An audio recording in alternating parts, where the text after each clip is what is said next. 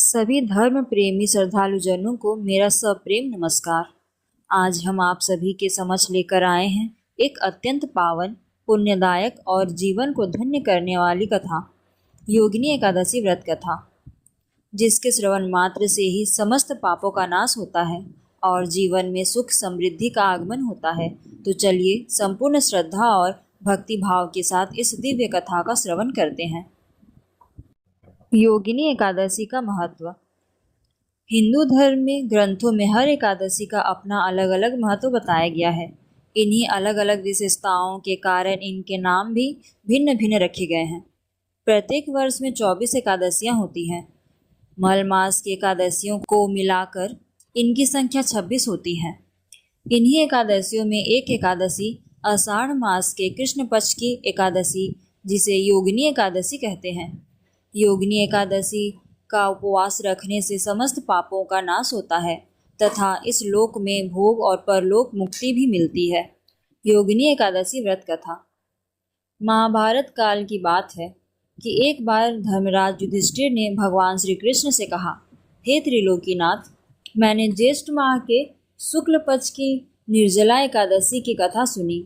अब आप कृपा करके आषाढ़ माह के कृष्ण पक्ष की एकादशी की कथा सुनाइए। इस एकादशी का नाम तथा महात्म्य क्या है, सो अब मुझे विस्तार पूर्वक बताएं। श्री कृष्ण ने कहा, हे पांडुपुत्र, आषाढ़ माह के कृष्ण पक्ष की एकादशी का नाम योगिनी एकादशी है। इसके व्रत से सभी पाप नष्ट हो जाते हैं। यह व्रत इस लोक में भोग तथा परलोक में मुक्ति देने वाला है। हे धर्मराज, यह एकादशी तीनों लोकों में प्रसिद्ध है।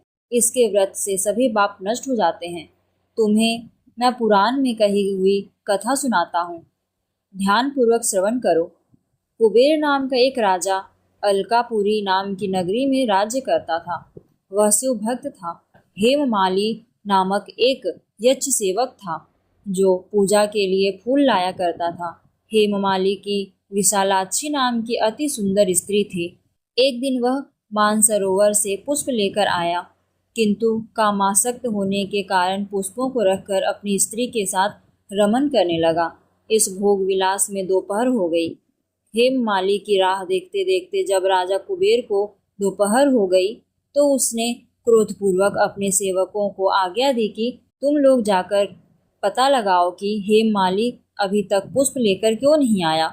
जब सेवकों ने उसका पता लगा लिया तो राजा के पास जाकर बताया, हे राजन, वह हेममाली अपनी स्त्री के साथ रमन कर रहा है।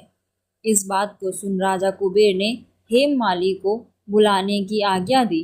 डर से कांपता हुआ हेममाली राजा के सामने उपस्थित हुआ। उसे देखकर कुबेर को अत्यंत क्रोध आया और उसके होंठ फड़फड़ाने लगे। राजा ने कहा, अरे अधम, तूने मेरे परम पूज्य देवों के भी देव भगवान शिव जी का अपमान किया है। मैं तुझे श्राप देता हूँ कि तू स्त्री के वियोग में तड़पे और मृत्यु लोक में जाकर कोढ़ी का जीवन व्यतीत करे। कुबेर के श्राप से वह तत्क्षण स्वर्ग से पृथ्वी पर आ गिरा और कोढ़ी हो गया। उसकी स्त्री भी उससे बिछड़ गई। मृत्यु लोक में आकर उसने अनेक भयंकर कष्ट भोगे, किंतु शिव की कृपा से उसकी बुद्धि मलिन न हुई और उसे पूर्व जन्म की भी सुध रही। अनेक कष्टों को भोगता हुआ तथा अपने पूर्व जन्म के कुकर्मों को याद करता हुआ वह हिमालय पर्वत की तरफ चल पड़ा। चलते चलते वह मार्कंडेय ऋषि के आश्रम में जा पहुंचा। वह ऋषि अत्यंत वृद्ध तपस्वी थे। वह दूसरे ब्रह्मा के समान प्रतीत हो रहे थे और उनका वह आश्रम ब्रह्मा की सभा के समान शोभा दे रहा था। ऋषि को देखकर हेममाली वहां गया और उन्हें प्रणाम करके उनके चरणों में गिर पड़ा। हेममाली को देखकर मार्कंडेय ऋषि ने कहा, तूने कौन से निष्कृष्ट कर्म किए हैं जिससे तू कोढ़ी हुआ और भयानक कष्ट भोग रहा है। महर्षि की बात सुनकर हेममाली बोला, हे मुनिश्रेष्ठ, मैं राजा कुबेर का अनुचर था। मेरा नाम हेममाली है। मैं प्रतिदिन मानसरोवर से फूल लाकर शिव पूजा के समय कुबेर को दिया करता था। एक दिन पत्नी सहवास के सुख में फंस जाने के कारण मुझे समय का ज्ञान ही नहीं रहा और दोपहर तक पुष्प न पहुंचा सका। तब उन्होंने मुझे श्राप दिया कि तू अपनी स्त्री का वियोग और मृत्यु लोक में जाकर कोढ़ी बनकर दुख भोग। इस कारण मैं कोढ़ी हो गया हूँ तथा पृथ्वी पर आकर भयंकर कष्ट भोग रहा हूँ। अतः कृपा करके आप कोई ऐसा उपाय बतलाएं जिससे मेरी मुक्ति हो। मार्कंडेय ऋषि ने कहा, हे हिमाली, तूने मेरे सम्मुख सत्य वचन कहे हैं, इसलिए मैं तेरे उद्धार के लिए एक व्रत बताता हूँ। यदि तू आषाढ़ माह के कृष्ण पक्ष की योगिनी नामक एकादशी का विधान पूर्वक व्रत करेगा तो तेरे सभी पाप नष्ट हो जाएंगे। महर्षि के वचन सुन हिमाली अति प्रसन्न हुआ और उनके वचनों के अनुसार योगिनी एकादशी का विधान पूर्वक व्रत करने लगा।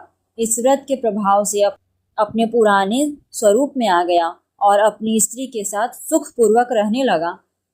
भगवान श्री कृष्ण ने कहा, हे राजन, इस योगिनी एकादशी की कथा का फल 88,000 ब्राह्मणों को भोजन कराने के बराबर है।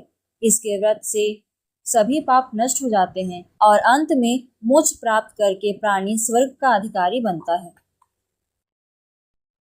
इस प्रकार जो भी श्रद्धालु योगिनी एकादशी व्रत का पालन करता है और इस पावन कथा का श्रवण करता है, वह समस्त पापों से मुक्त होकर भगवान विष्णु की कृपा का पात्र बनता है। ऐसी पुण्यदायी एकादशी का व्रत हमें इस लोक में सुख और परलोक में मोक्ष प्रदान करता है। आप सभी से प्रार्थना है कि इस पावन कथा को अपने जीवन में आत्मसात करें और धर्म के मार्ग पर चलते हुए भगवत भक्ति में लीन रहें। जय श्री हरि।